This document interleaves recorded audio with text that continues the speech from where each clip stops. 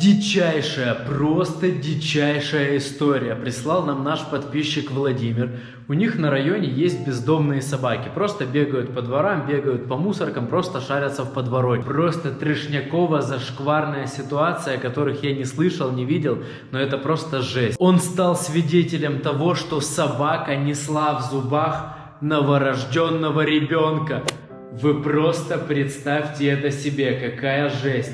Новорожденный ребенок, которому даже не успели обрезать пуповину, просто валялся, видимо, на мусорке, и собака несет в зубах новорожденного ребенка. Во-первых, ситуация просто жесть, просто вынос мозга. А во-вторых, мое возмущение. Представьте, насколько мы в 2020 году адаптировались в первую очередь фотографировать. Делать фото, а не помогать. То есть, возможно же, мог быть момент, сразу в голове отключается мозг и бежишь спасать, бежишь помогать. Но нет, мы достаем телефоны и фоткаем. К счастью для нашего канала вы можете это увидеть.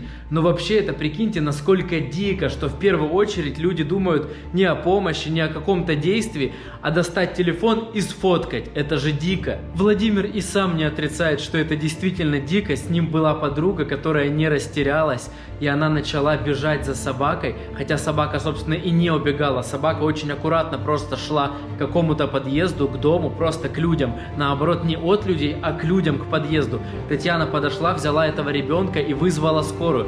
Вы представляете, ребенок оказался живой.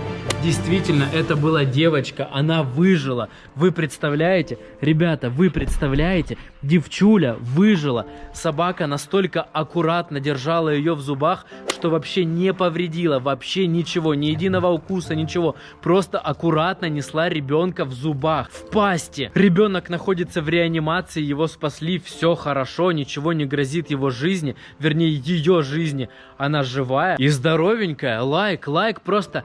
бесконечный лайк этой собаке. Вы представляете, насколько осознанно это же действительно, какой разум, какое сознание, что она нашла ребенка и понесла в сторону людей. Мало того, что могла не трогать, могла трогать и вообще как угодно по злому, укусить, съесть, да что угодно могло произойти, а она просто взяла и аккуратно поднесла на крыльцо к подъезду, к людям.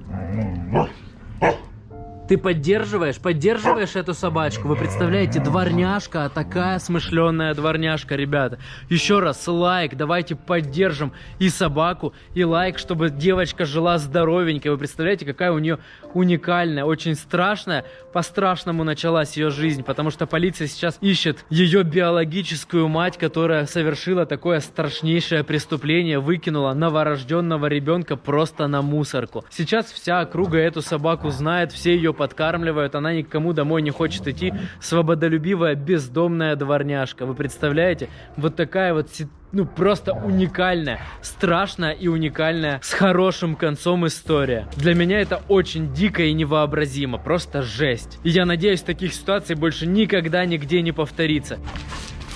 Ух! Кто тут у нас так дрифт?